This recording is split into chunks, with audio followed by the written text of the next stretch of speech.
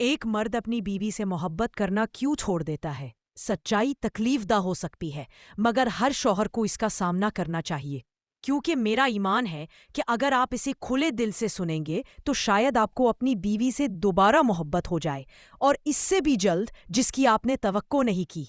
ایک مرد نے ایک بار بتایا، کچھ سال پہلے میں کام سے تیزی سے گھر آتا تھا۔ مجھے اپنی بیوی کی آواز، اس کی ہنسی، اس کے بالوں کی خوشبو، سب کچھ یاد آتا تھا، لیکن اب میں دیر سے گھر آتا ہوں۔ مجھے اپنے دوستوں کے ساتھ وقت گزارنا زیادہ پسند ہے۔ میں اس سے بات بھی نہیں کرنا چاہتا، حتیٰ کہ اس کی طرف دیکھنے کا بھی دل نہیں کرتا۔ جب وہ کال کرتی ہے میں نظر انداز کرتا ہوں، جب وہ میسج کرتی ہے میں کھولتا ہی نہیں، اور رات کو جب وہ میرے قریب آتی ہے تو میں صرف یہ کہتا ہوں، میں تھکا ہوا ہوں، سونا چاہتا ہوں۔ لیکن سچ میں تھکا نہیں ہوتا۔ سچ یہ ہے میں سمجھ بیٹھا تھا کہ شاید میں اس سے محبت نہیں کرتا۔ میں نے جوابات تلاش کرنا شروع کیے۔ میں نے دوسرے مردوں سے بات کی جنہوں نے ایسا ہی محسوس کیا۔ انہوں نے کہا یہ نارمل ہے، محبت ختم ہو جاتی ہے، مگر مجھے یہ جواب مطمئن نہ کر سکا۔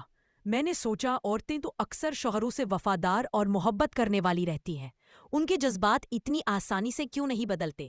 شاید مسئلہ اس میں نہیں تھا، شاید مسئلہ مجھ میں تھا۔ تو میں ماہر نفسیات کے پاس گیا۔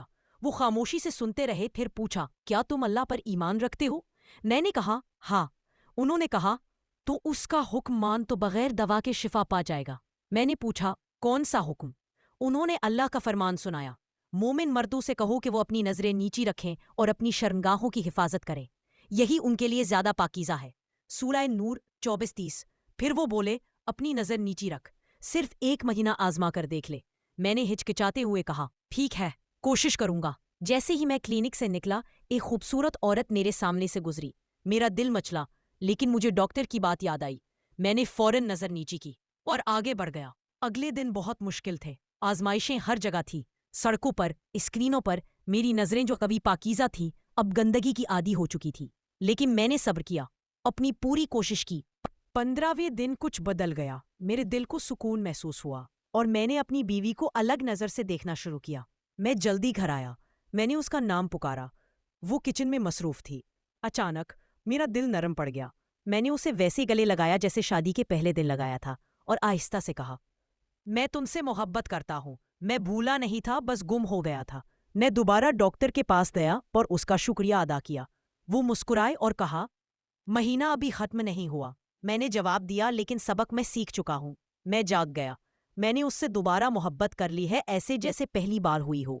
پھر میں نے آسمان کی طرف دیکھا اور کہا، تمام تعریفیں اور شکر اس نعمت پر اللہ کے لیے ہے۔ بھائیو، اس میں ہمارے لیے سبق ہے، اکثر مسئلہ بیوی کی کمی نہیں ہوتی، بلکہ مسئلہ تب ہوتا ہے جب مرد کا دل اللہ کی ہدایت سے دور ہو جائے۔ اگر ہم اپنی نگاہ دل اور خواہشوں کی حفاظت نہ کریں تو جو حلال ہے اس میں خوشی ختم ہو جاتی ہے، اور جو حرام ہے اسی کے پیچھے دل لگنے لگتا ہے۔ اسلام ہمیں حل دیتا ہے، نگاہ نیچی رکھو، غض بصر، حرام چیزوں سے بچو، شکر گزار بنو، اپنی بیوی کی خوبیوں کو یاد رکھو، اللہ سے ڈرو، اس کے حکم کی طرف واپس آؤ۔